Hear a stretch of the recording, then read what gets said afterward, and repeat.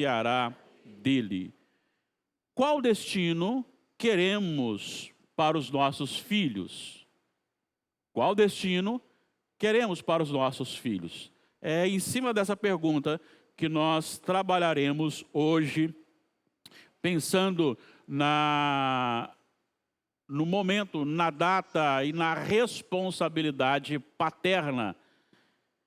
Todo pai que tem pelo menos um pouco de juízo ama muito, intensamente o seu filho. Certamente todos os pais que aqui estão e aqueles talvez também que me ouvem nós somos capazes de um amor sacrificial. Assim como as mães também, mas hoje, como o Dia dos Pais, nós somos capazes de um amor sacrificial. É possível que cada um que aqui esteja dê a sua vida pelo seu filho. Ainda hoje, aconteceu algo muito especial, porque quando chegamos na maternidade, do lado de fora tinha um jovem chorando, e eu fiquei um pouco preocupado com ele, e me aproximei e disse se eu podia ajudar de alguma forma. Ele disse, por favor, me dê um abraço, porque o meu filho acabou de nascer. Ele estava chorando de emoção, de alegria, de prazer, e eu dei um abraço nele. Falei do amor de Deus para o coração dele, mas a alegria de ser pai, a alegria de ser pai. Mas juntamente com essa bênção de ser pai, tem também a responsabilidade. E como o filho é um presente de Deus, a responsabilidade dos pais tem a ver com a prestação de contas a Deus, da maneira como eles e nós conduzimos a educação dos nossos filhos. A Bíblia toda é cheia de maravilhosos ensinamentos que nos conduzem a vida toda. E ela tem também muitos ensinamentos relacionados à família e mais precisamente sobre os filhos. E na Bíblia você tem o livro dos Provérbios, Provérbios de Salomão. E você tem aqui instruções para todas as áreas da sua vida. E você tem também aqui muitos ensinamentos para o relacionamento paternal e como devemos agir de acordo com o que o Senhor nos dá. Sabedores de que há apenas dois destinos, uma eternidade com Jesus e uma perdição, então, sem Jesus, sabendo que isto é colocado no final da vida, sem nenhuma oportunidade de mudanças após a morte, qual o destino você tem procurado conduzir seu filho? Para qual destino? O que você tem feito e para onde você tem conduzido o seu filho?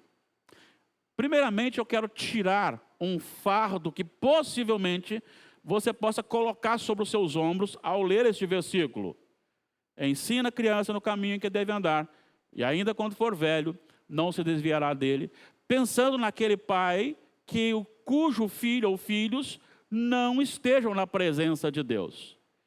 E o fardo que eu quero tirar é porque esse texto, ele não vem como promessa. Não é uma promessa. Ensine no caminho e ele não se desviará. Não é uma promessa. O que está sendo tratado aqui em Provérbios, precisamente nesse versículo, é que existe uma lógica de desenvolvimento em que você tem uma causa e, em seguida, um resultado lógico. Então, o que o rei Salomão está dizendo é que se você ensinar no caminho, há grande probabilidade de que o seu filho não se desvie. Mas não é uma promessa para isso. E olhando para o texto, eu preciso entender aqui algumas lições desse versículo que eu quero tratar à luz das Escrituras Sagradas. Primeira lição que nós aprendemos aqui neste provérbio e que buscamos a fundamentação em todas as Escrituras é que todo pai precisa ter uma visão definida do que deseja para o seu filho. Eu vou repetir. Todo pai precisa ter uma visão definida do que deseja para o seu filho. Como nós temos visto o Salmo 127, ele nos informa que os nossos filhos são herança do Senhor. Nós temos visto também que a instrução da lei do Senhor para que o povo de Israel fosse um povo feliz na terra, era para que cada pai educasse e ensinasse o seu filho. Nós temos visto que em todas as Escrituras, em todo o tempo, há referências de pais que foram realmente preocupados com os seus filhos, com o destino de seus filhos, e pais que falharam terrivelmente sem se preocuparem intensamente com o destino dos filhos. E assim você vai descrevendo a realidade pós-morte. Porque pelas Escrituras Sagradas nós temos a convicção de que chegando no momento da morte, no momento em que uma pessoa é chamada para prestar conta diante do Senhor, não há mais possibilidade nenhuma de alteração de destino. A morte sela o destino. E nós, como pais, precisamos, assim como está neste versículo, ele diz, ensina a criança no caminho em que deve andar. Então aqui para Salomão, esse pai tem uma visão, ele tem ciência, ele já sabe para onde, ele sabe qual caminho, ele sabe qual destino. Ele tem uma visão de que a caminhada tem um final, e este final sela um destino, e ele então quer levar o seu filho dentro deste viver diário para um destino. Então, por isso ele diz, ensina a criança no caminho em que deve andar. E este caminho que deve ser seguido, ele parte de um pai que tem conhecimento também daquilo que está sendo não só anunciado, mas que realmente será consumado. Nós precisamos manter na vida uma mente focada no céu. Eu fico preocupado quando nós ficamos investindo tanto nos nossos filhos aqui para a terra.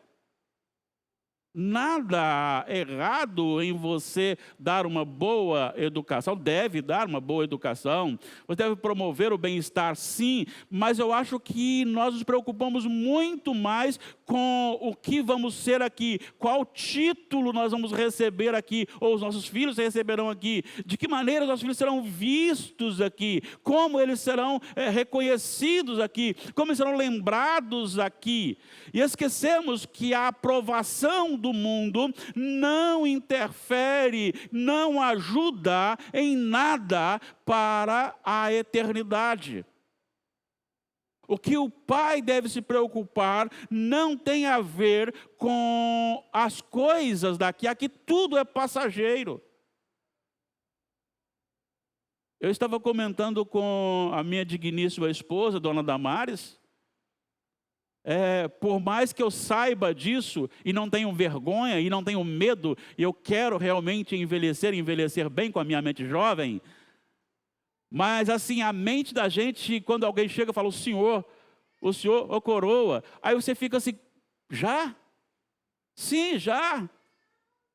Sim, já. E não é só pelos cabelos brancos, não. É porque realmente está chegando. É porque realmente a vida está passando e passa muito rápido, muito depressa.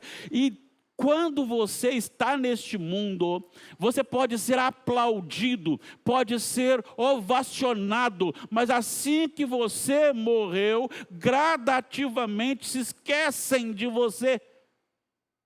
Não se iludam.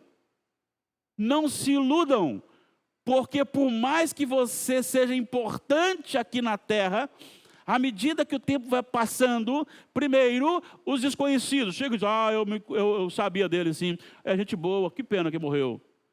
Os mais chegados, que pena que ele morreu.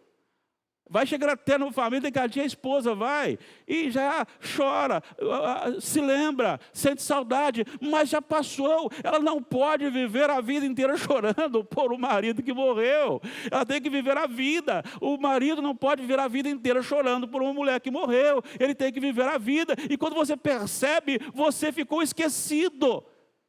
Porque aqui é assim. Aqui é assim. Mas tem alguém que não esquece da gente. Tem alguém que não esquece da gente. O apóstolo Paulo, falando aos romanos, ele diz, que diremos, pois, à vista dessas coisas? Se Deus é por nós, quem será contra nós? E aí ele vai enumerando a promessa de Deus e vai enumerando os perigos, os problemas, e ele fecha no versículo 38 e 39, dizendo que nem a morte poderá nos separar do amor de Deus que está em Cristo Jesus, nosso Senhor. E isto comprovando, e isto autenticando, e isto provando de forma plena e real aquilo que Deus havia falado para o povo de Israel. Pode uma mãe que amamenta esquecer-se do seu filho, mas eu não me esqueço de ti. Depois o salmista também diz isto. Deus não esquece de nós. Então nós, pais, precisamos ter na mente para onde nós queremos que os nossos filhos caminhem. Queremos que eles sejam grandes homens aqui. Lembrados por todos, num sentido material, físico, no sentido de fama, sucesso. Ou queremos que ele seja um homem ou uma mulher piedoso ou piedosa, que ama Jesus, que serve a Jesus, que vive para Jesus, que proclama o Evangelho, que viva no reino. Porque aquele que tem só sucesso aqui, quando ele morrer, ele estará sendo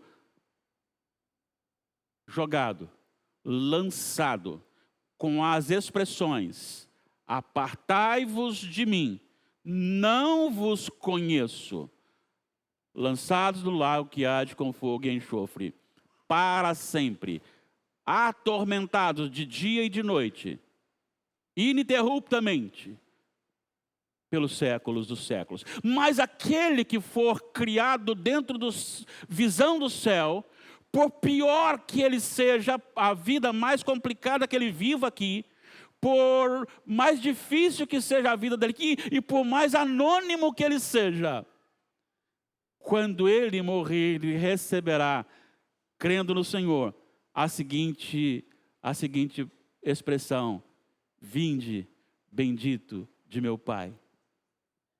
Possui por herança o reino que está preparado para você desde a fundação do mundo. Nós pais precisamos pensar nisso. Tá, vamos pensar em formar o nosso filho, sim, claro. Vamos pensar em dar uma boa vida para ele também, no sentido de que ele seja útil na sociedade, sim. Mas antes de tudo, e sempre pensando, existe uma eternidade. E para onde eu quero que o meu filho vá? Só que aqui não estou falando da mãe, não. Embora a mãe também tenha a sua responsabilidade, graças a Deus que elas estão aí para servir. Eu estou falando do pai. Porque hoje comemora-se o Dia dos Pais. Então a primeira coisa que você tem que saber é qual a visão você tem. Você tem a sua visão definida? Qual destino você quer para o seu filho? A segunda lição desse versículo, ele aponta para alguma coisa muito importante, então eu vou subdividir aqui, mas a base é: todo pai precisa discipular seu filho no caminho do Senhor. Veja, eu preciso ter definido para onde eu quero que o meu filho vá, e uma vez que eu tenho definido que eu quero que ele vá para a presença de Deus, eu preciso discipular o meu filho no caminho do Senhor. Então, ele diz, ensina a criança no caminho em que deve andar, no caminho. Ensinar é mais do que falar algumas palavras, dar algumas instruções e ordenanças, dizendo sim ou não. Isso não é discipulado. Discipulado não é você bater o punho na mesa e dizer, aqui quem manda sou eu, e tem que ser assim. Discipular requer algumas coisas importantes que eu quero destacar aqui. Primeiro, ensinar no caminho requer tempo.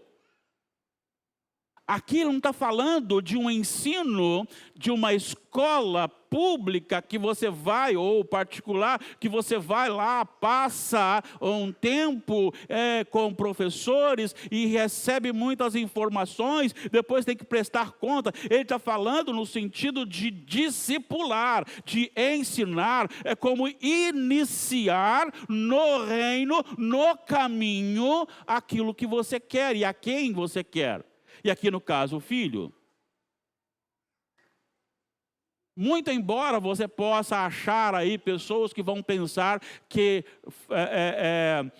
Salomão não está dizendo com respeito à vida moral e espiritual, mas e sim profissional, tem essa linha, mas eu, com todo respeito, dentro da minha limitação, eu discordo pelo contexto geral da aliança em que Salomão foi criado. Então, com certeza, eu afirmo que ele está pensando aqui na formação espiritual, moral, eterna do nosso filho. Então, para isso eu preciso de tempo. Discipulado é caminhar junto. Discipulado é você vivenciar. Discipulado é você relacionar-se constantemente. Eu acho que nós precisamos aprender algumas coisas com Jesus. Primeiro, Jesus não pensou em formar uma igreja que vai encher de pessoas, dessa forma. Ele começou escolhendo 12 e discipulou os 12. Os outros não foram discipulados, eles foram discipulados. Eles andavam com Jesus, eles comiam com Jesus, eles descansavam com Jesus, eles ouviam Jesus, eles conversavam com Jesus, eles viam Jesus fazer as coisas aqui e ali, eles presenciaram. Então Jesus se relacionou de forma a ensinar os 12. E isto não foi em 8 estudos, lições para ser um bom crente fiel. Dicas para isso ou para aquilo, um curso para isso ou para aquilo outro, não. Isso demorou 3 anos, dia após dia, ali relacionando-se com os seus discípulos. E este tempo é um tempo que muitas vezes nós ficamos preocupados, porque nós somos imediatistas. E nós queremos que as coisas aconteçam de hoje para amanhã.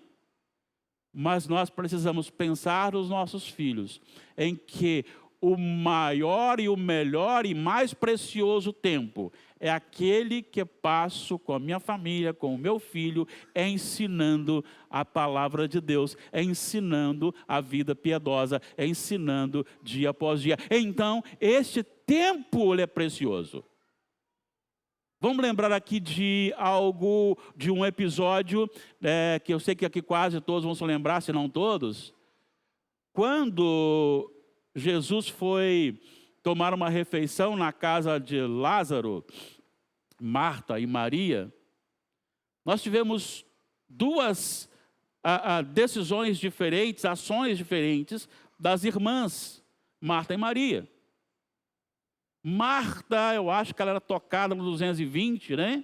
E faz aqui, e faz lá, e limpa aqui, e limpa lá, tentando e buscando servir o Senhor Jesus com alegria.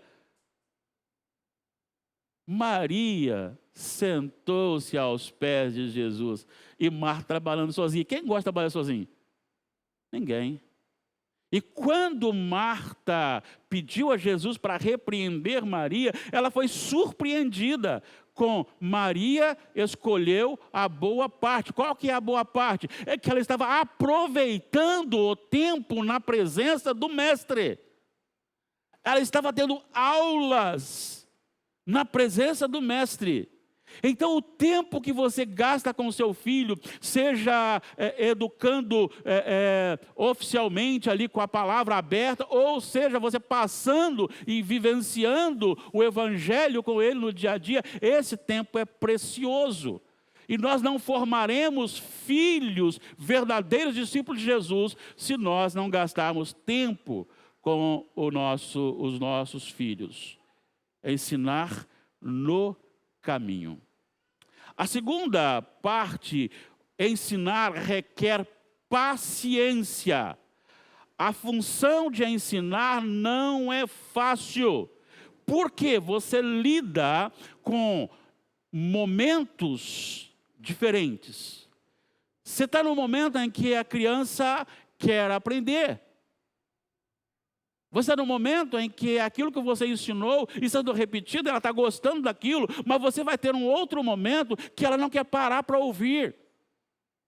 Você vai ter um momento em que ela simplesmente faz como se não ouvisse. Não fica quieto. E fala, e sai, e volta.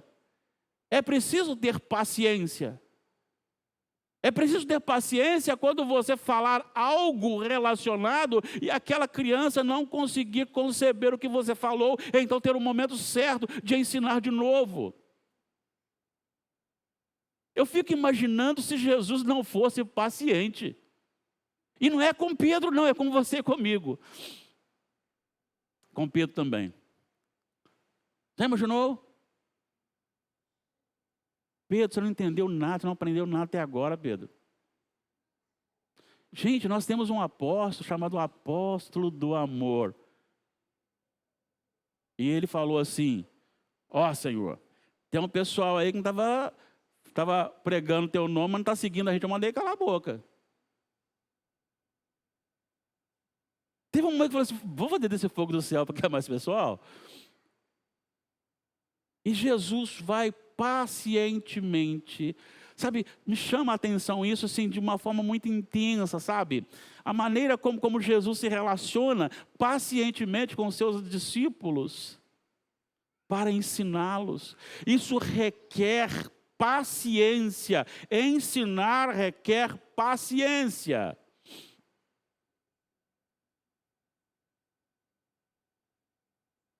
Como que uma criança vai aprender, seu filho vai aprender se ele pergunta algo pela segunda, terceira vez e você grita com ele? Ou o chama de adjetivos pejorativos? Tempo e paciência. Mas ensinar requer também conhecimento. Ensinar no caminho requer conhecimento. Já imaginou uma coisa? Você está indo para um local desconhecido, perigoso, você não sabe em que lugar você pode pisar ou não, e você fala assim, eu preciso de um guia. Aí o moço, tem um guia aqui, está aqui. Aí o guia chega para você, maravilha, vamos lá. Aí quando você entra no local para achar o caminho, aí ele, rapaz, tem que olhar aqui que também não sei onde é não. Ensinar no caminho é conhecer o caminho.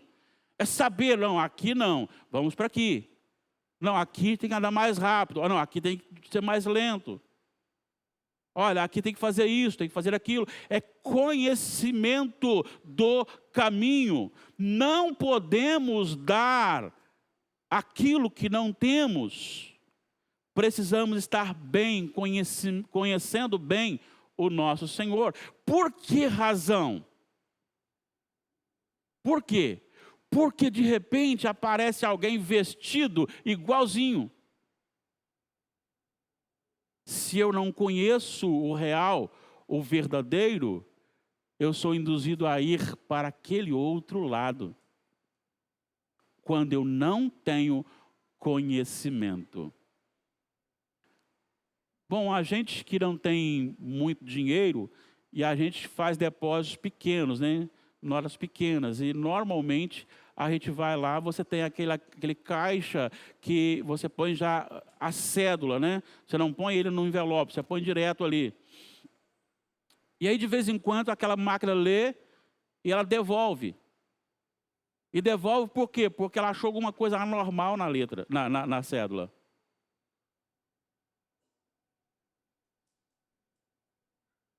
Todo pai precisa conhecer o caminho para conduzir o filho no caminho, se você quer que o filho tenha o destino do céu. Tempo, paciência, conhecimento. Mas também ensinar requer modelo. Ensinar no caminho, ou seja, você precisa ser modelo. Não apenas a sua palavra tem que estar sendo falada, mas você tem que vivenciar. O seu filho precisa ver que você ama Jesus mais do que qualquer coisa. O seu filho precisa saber que a comunhão dos santos no culto é melhor do que a final da Copa do Mundo, ainda que o Brasil esteja sendo candidato ao título.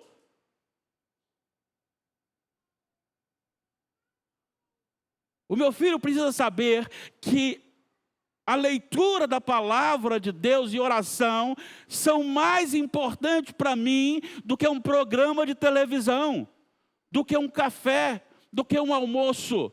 Ele precisa me ver lendo a palavra de Deus, ele precisa me ver orando, ele precisa me ver indo para a congregação com alegria, ele precisa saber que nada nem ninguém neste mundo é pelo menos quase ou igual ao meu Senhor Jesus, porque Jesus é superior a tudo isso.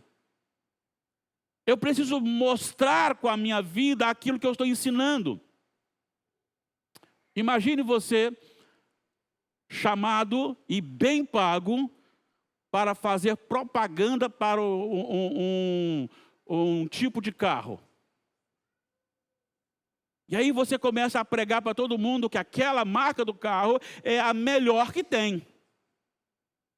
Aquela marca do carro é extraordinária. Aquela marca do carro é isso, é aquilo outro. E você começa a falar tão bem daquela marca. Tem preço bom, tem qualidade, tem economia, tem isso, tem aquilo outro. E aí quando ele pergunta assim, qual carro você tem? Ah, é uma outra marca. Não funciona. Então eu preciso fazer com que o meu filho me veja como líder da minha casa. E aí eu estou formando um homem dentro da minha casa, se o meu filho é masculino, e a minha filha, o que ela está vendo do que Deus tem como planejamento para a igreja nos papéis masculino e feminino. Então nós precisamos ter tempo, paciência, conhecimento, sermos modelo e, finalmente, perseverança. Estivemos num curso esse final de semana e foi falado lá que uma pessoa se converteu. Um homem, hoje é servo do Senhor, após um tempinho de oração da esposa. 39 anos de oração. Quantos aqui sobreviveriam a isso? Até quando eu vou orar? Chega! Ah não, não tem mais jeito. Ensinar também requer perseverança. O que eu quero dizer com isso? Eu quero dizer aqui agora, com esta palavra, eu quero chegar ao coração daquele pai que porventura está entristecido porque o seu filho não está na presença de Deus. Eu quero dizer que ainda há tempo. Ainda há tempo e continue, não pare. E se de alguma forma ele falar para você, não quero que fale comigo, ele não pode impedir que você fale com o Senhor, Deus Todo-Poderoso, que é capaz de colocar nele uma nova natureza e colocar nele o seu Espírito Santo. Não desista do seu filho de forma alguma, ainda que o tempo tenha passado, ainda que haja tantas tribulações, ainda que ele se mostre tão arredio, ainda que ele se mostre tão revoltado, mas não pare de orar por ele, coloque na presença de Deus, persevere na presença de Deus, porque Deus tem poder, Deus pode atuar quando ninguém mais pode. Persevere. Ensine, clame, coloque o seu filho na presença de Deus. Defina, o que você quer para o seu filho? Depois, crie-o neste caminho. Discipule-o neste caminho. Conduza-o neste caminho. E se porventura ele tenha se desviado, vai para aquele que pode e não desista dele de forma alguma. Assim eu vou chegando ao final. Mas eu quero deixar aqui, na conclusão, ainda algumas palavras. Primeiro, os nossos filhos são um presente de Deus para a nossa vida. E ser pais nos enche de responsabilidade diante de Deus. Só somos pais porque temos filhos. Nossos filhos devem ser conduzidos ao céu, naquilo que depender de nós. Certa feita alguém perguntou para mim o seguinte: pastor, como é que você faz para preparar um sermão? Eu disse para ele: eu pesquiso tanto como se só dependesse de mim. E oro tanto sabendo que só depende do Espírito Santo. E eu quero traduzir isso para os nossos filhos. Envolva-se de tal maneira na prática do ensino, como se você fosse capaz de salvar o seu filho. E lance tudo em oração na presença de Deus, sabendo que só o Espírito Santo pode operar isso. Todo investimento espiritual nos nossos filhos ainda é pouco diante dos perigos que rodeiam os nossos filhos e da glória do novo céu e nova terra. Vou repetir. Todo investimento espiritual que fazemos em nossos filhos ainda é pouco diante do grande perigo daquilo que rodeia os nossos filhos, para tirá-los da presença de Deus, e também da própria glória de Deus que eles experimentarão no último dia. Então, invista tudo o que você puder para que o seu filho seja um grande servo do Senhor. Andemos ao lado dos nossos filhos. Andemos ao lado dos nossos filhos. E aí eu estou dizendo o seguinte: não é para eles verem, mas que eles nos vejam.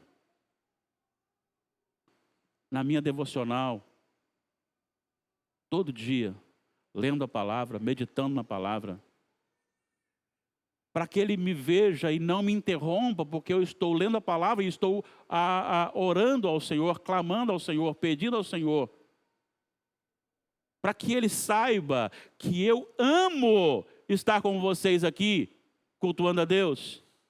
Eu amo estar junto, não importa, o culto é maravilhoso também, mas não importa, pode ser também numa reunião de oração, pode ser também no estudo bíblico, pode ser também no EBD, pode ser num ajuntamento, PG, não importa. Onde a palavra de Deus estiver sendo lida, estudada, meditada, ele tem que ver que eu amo aquilo, porque o dia que eu cheguei em casa e começar a falar mal dos membros da igreja, da liderança da igreja, do pastor da igreja, do outro pastor da igreja, ou do irmão que está do meu lado, eu estou afugentando, tirando e afastando o meu filho. Caminhe ao lado. Caminhe ao lado do seu filho. Tome as suas decisões em cima daquilo que é a palavra. E não diga assim, não pode. Diga assim, filho, isso não é correto, porque o nosso Senhor Jesus nos ensina isto. Caminhe junto ao lado dele.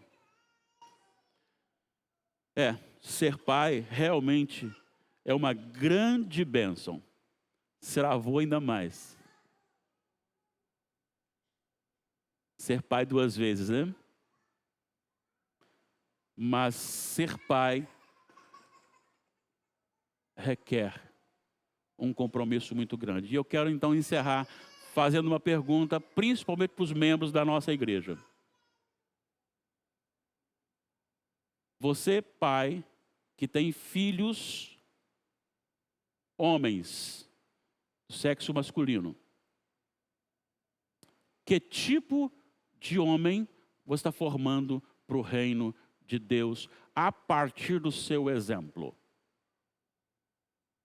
Hoje, a nossa homenagem na EBD, feita pelas os 2 departamentos, né, tanto a sociedade, tanto a UCP como da UMP, da UPA, mas da UPA, eles não pensaram nisso não, mas chamaram uma responsabilidade muito grande.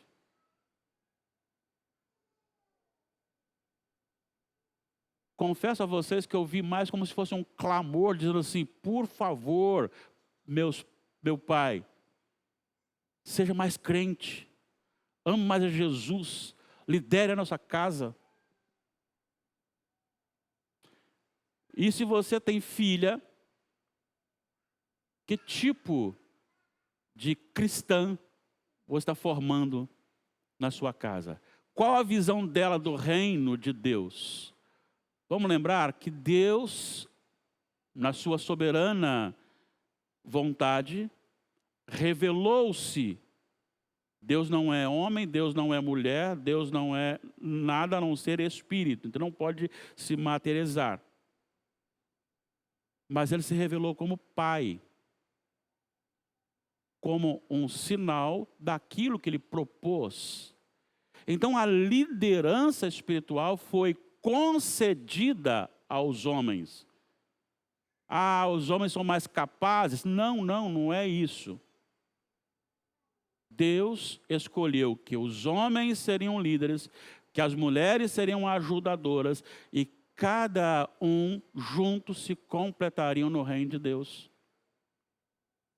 Que tipo de crente você, como pai, está formando? E eu fecho para as mulheres agora, mães e esposas. Nós precisamos de vocês. Sim, precisamos. Nós somos limitados. Nós somos, muitas vezes, espiritualmente fracos. E vocês foram colocadas para nos auxiliarem de maneira a nos conduzir uma boa liderança. Então, quando seu esposo estiver falhando, seja com você, mas principalmente com seus filhos, mexe com ele. Ajude-o. Não o difame. Se tem uma coisa que é do inferno, é você juntar um grupo de mulheres crentes para falar mal do esposo. Isso é do inferno. Isso não é de Deus.